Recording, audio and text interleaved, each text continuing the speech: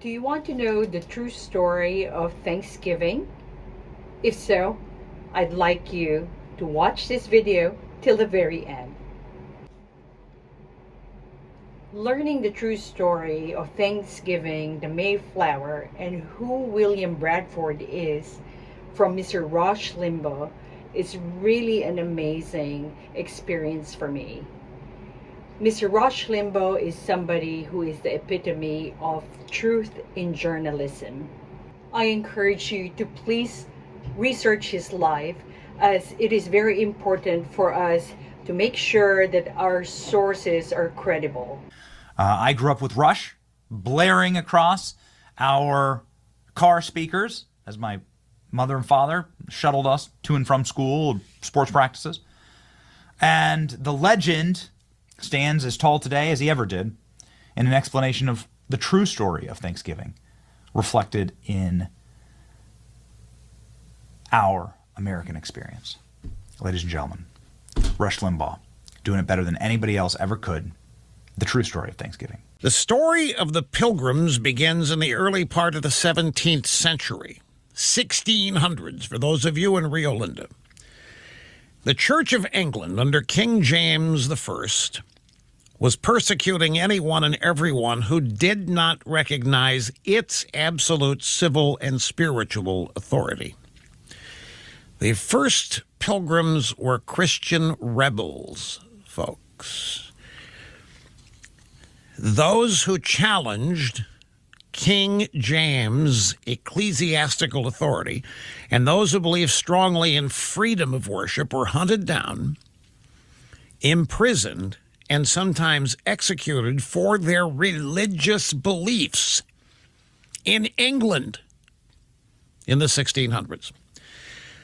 A group of separatists, Christians who didn't want to buy into the Church of England or live under the rule of King James, fled to Holland and established a community among themselves there for 11 years. After 11 years, about 40 of them, having heard about this new world Christopher Columbus had discovered, 40 of them decided to go. 40 of them agreed to make a perilous journey to what was called the New World, where they knew they would face hardships. But the reason they did it, so they could live and worship God according to their own beliefs and consciences. On the 1st of August, 1620, the Mayflower set sail. 102 passengers, 40 of them pilgrims, now known as Pilgrims.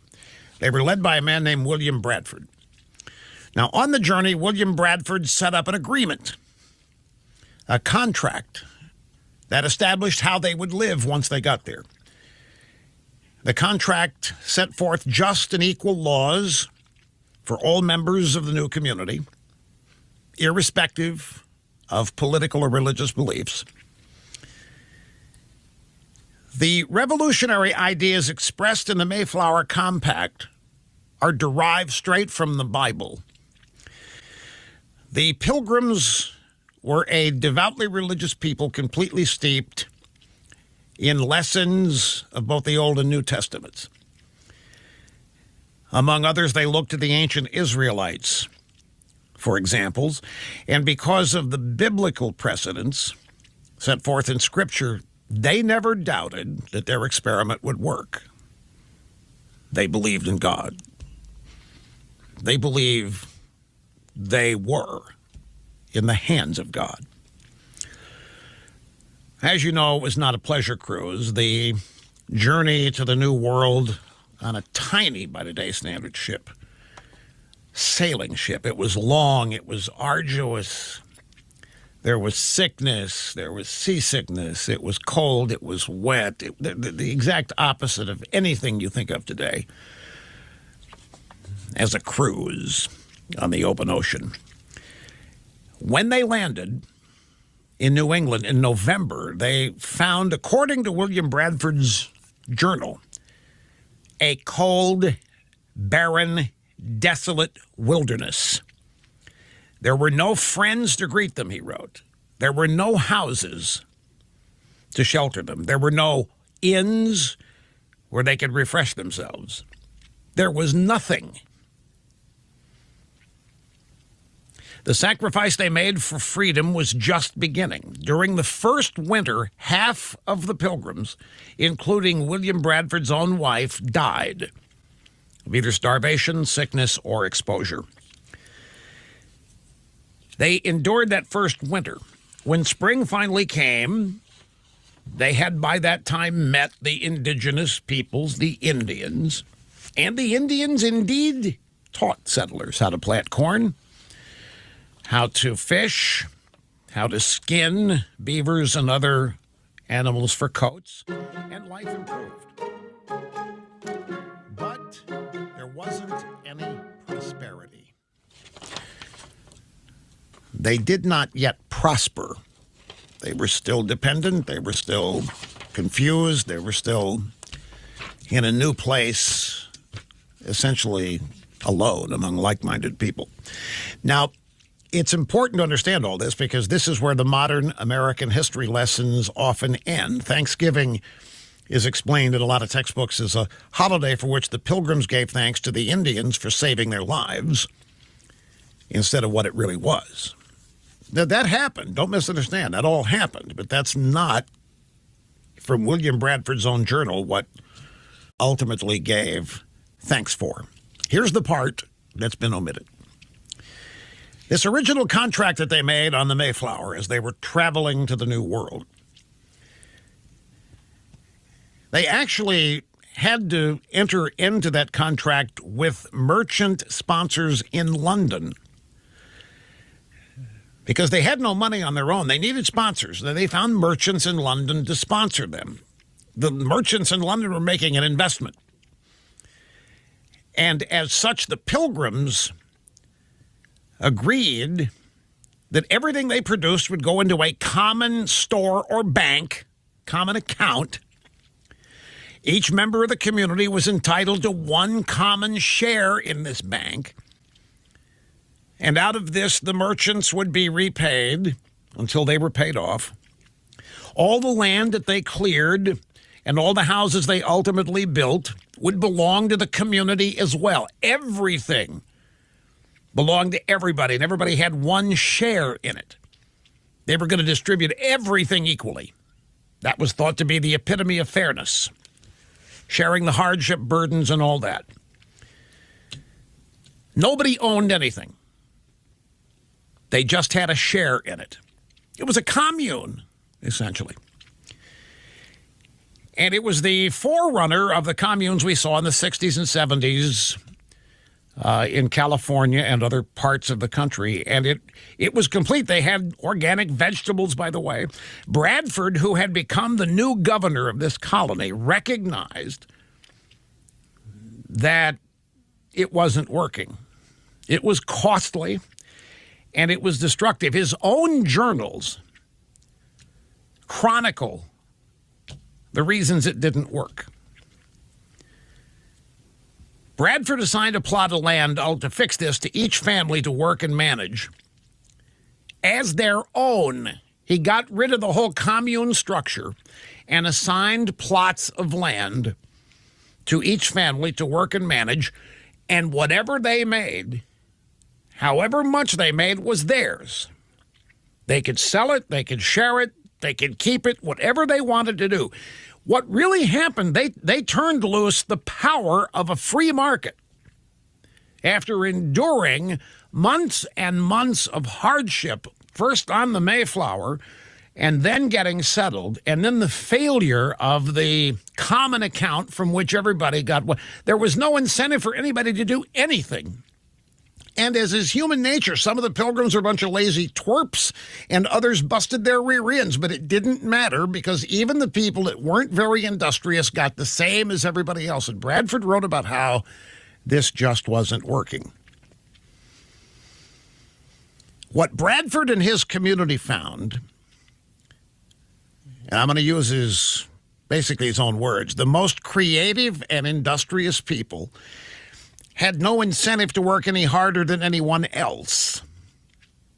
While most of the rest of the world has been experimenting with socialism for well over 100 years, trying to refine it and perfect it and reinvent it, the Pilgrims decided early on, William Bradford decided to scrap it permanently because it brought out the worst in human nature. It emphasized laziness. It created resentment. Because in every group of people, you've got your self-starters and you've got your hard workers, your industrial, and you've got your lazy twerps and so forth. And there was no difference at the end of the day. The resentment sprang up on both sides. So Bradford wrote about this. For this community, so far as it was found to breed much confusion and discontent and retard much employment that would have been to their benefit and comfort. The resentment sprang up on both sides. So Bradford wrote about this. For this community, so far as it was found to breed much confusion and discontent and retard much employment that would have been to their benefit and comfort. For young men that were most able and fit for labor and service did repine that they should spend their time and strength to work for other men's wives and children, without any recompense, without any payment. That was thought injustice. Why should you work for other people when you can't even work for yourself? What's the point? The Pilgrims found that people could not be expected to do their best work without any incentive. So what did Bradford's community try next? They harnessed the power of good old free enterprise. They invoked the undergirding capitalistic principle of private property. Every family was assigned its own plot of land to work and permitted to market its own crops and products. And you know what happened? This had very good success, wrote Bradford, for it made everybody industrious. So as much more corn was planted than would have been.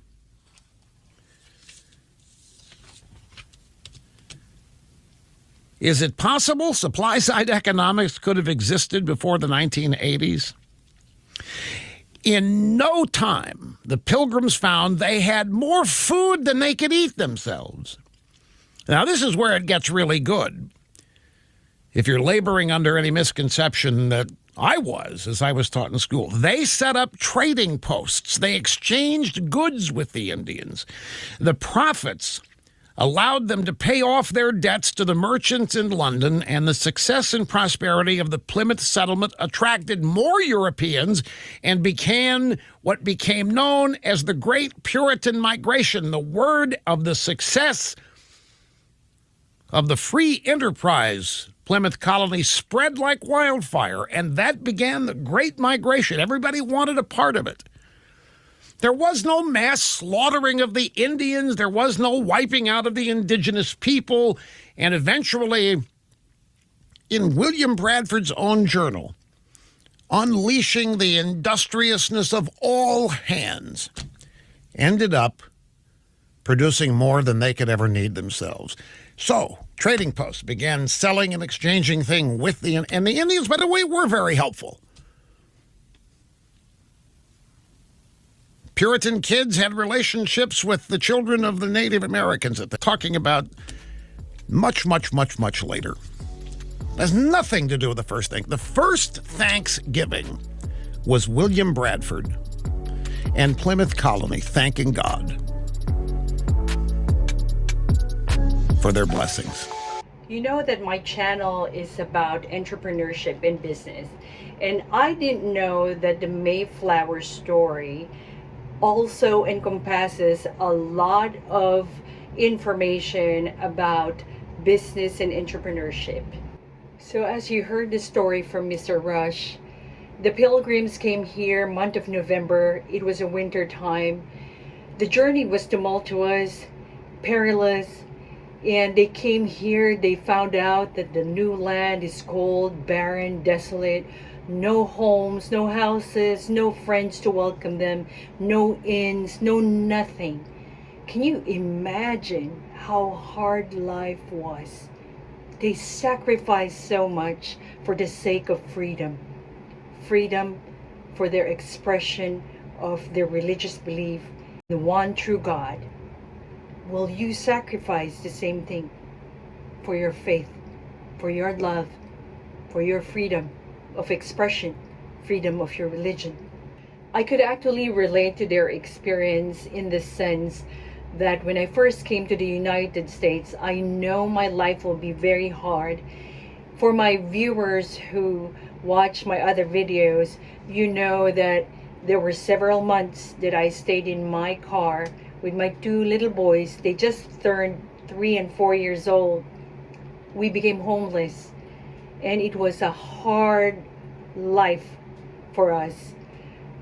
But through it all, just like the Pilgrims, we endured. The word endure is a phenomenal trait that when applied in business and entrepreneurship, I can guarantee you that you will be successful as well.